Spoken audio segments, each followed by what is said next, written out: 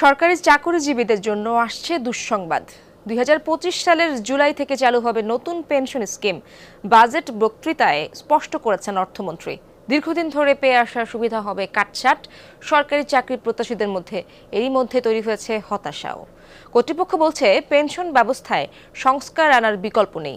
পুরনো ব্যবস্থায় দিন দিন বাড়ছে সরকারের দায়। আর বিশ্লেষকরা বলছেন পুরনো সুবিধা নিশ্চিত করতে হবে। এ ব্যাপারে বিস্তারিত জানাচ্ছেন রিমন রহমান। স্যান্ডেলিনা সো রূপচর্চায় আভিজাত্য। ঢাকা বিশ্ববিদ্যালয় থেকে সদ্য স্নাতকোত্তর পাশ করেছেন রাকিবুল ইসলাম। চাকরির প্রস্তুতিতে এখন শেষ হচ্ছে তার বেশিরভাগ সময়।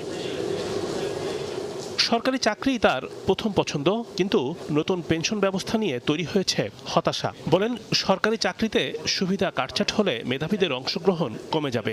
এই যে 5-6 বছর পড়াশোনা করেছি, সরকার আমাদেরকে ইনভেস্ট করেছে, তো আমাদের তো দেশের প্রতি হচ্ছে কিছু করার একটা দায়বদ্ধতা থাকে। তো সেই দায়বদ্ধতা আমরা যখন কোনো একটা সরকারি চাকরিতে যোগদান করতে পারি বা সরকারি প্রতিষ্ঠানে যোগদান করতে পারি, তখন আমাদের জন্য, দেশের জন্য, দেশের মানুষের জন্য কিছু করাটা আমাদের জন্য ইজি হয়। নতুন সংস্করণ, এই সংস্করণে হচ্ছে এই পেনশন অনেক কিছু কাটছাঁট করা হয়েছে, অনেক সুযোগ সুবিধা লেস করা হয়েছে, যেটা আমাদের জন্য অবশ্যই সংখ্যাজনক, যেটা আমাদের জন্য অবশ্যই আমাদের চিন্তার বিষয়। সর্বজনীন পেনশন ব্যবস্থায় সব শ্রেণীর মানুষদেরকে অন্তর্ভুক্ত করতে চায় সরকার। এরই অংশ হিসেবে সরকারি চাকরিজীবীদের জন্য চালু করা হচ্ছে পৃথক স্কিম। প্রশ্ন হচ্ছে, নতুন ব্যবস্থায় কি থাকছে পার্থক্য? বলা হচ্ছে, এখন পেনশন ব্যবস্থায় কর্মীকে অর্থ দিতে হয় না, বাজেটের মাধ্যমে বরাদ্দ দেয় সরকার, কিন্তু এটি সরকারের দায় বাড়াচ্ছে।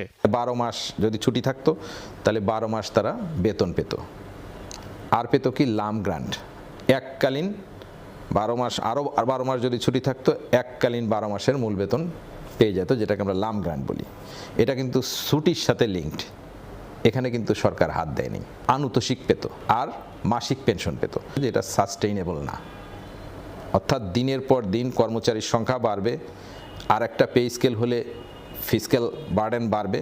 দেখা যাবে যে এটা একটা আনসাস্টেইনেবল জায়গায় চলে যেতে পারে।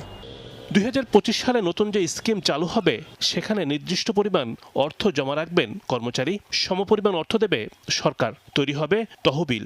সেই তহবিলের অর্থ বিনিয়োগ করে লভ্যাংশ পাবে সবাই। তবে অবসরের পর কর্মচারীরা এককালীন যে অর্থ পেতেন, তার নতুন ব্যবস্থায় পাবেন না। তাকে একটা নির্দিষ্ট পরিমাণ প্রতি মাসে দিতে হবে, সরকারও একটা নির্দিষ্ট পরিমাণ প্রতি মাসে দিবে। এই দুটো মিলে তার প্রত্যেকটা কর্মচারীর একটা কর্পাস হিসাব হবে। সেই কর্পাস হিসাবে বিনিয়োগ লভ্যাংশ যোগ হবে, যোগ হয়ে দিনের শেষে যে পরিমাণ টাকা তার ফান্ডে জমা হবে, তার ভিত্তিতে তার অ্যানুইটি বা মাসিক পেনশন নির্ধারণ করা হবে। প্রশ্ন ছিল, সরকারি চাকরিজীবীরা অবসরের পর কত বছর সুবিধা পাবেন? যিনি কর্মচারী, উনি বেঁচে থাকলে আজীবন পাবেন, যতদিন বেঁচে থাকবেন। উনি 100 বছর বেঁচে থাকুক, উনি পাবেন। কিন্তু তার নমিনি পাবে ওই 75 হইতে, তার বয়স 75 হইতে যে যতটুকু বয়স বাকি আছে ততটুকু সময়ের জন্য।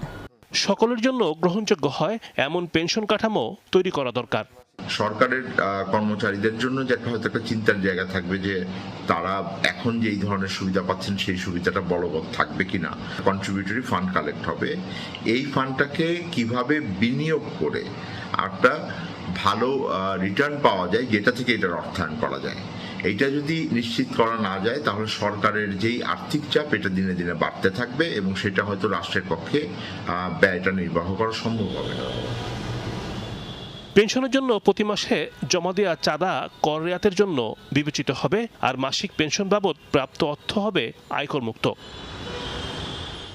রিমন রহমান, যমুনা নিউজ, ঢাকা।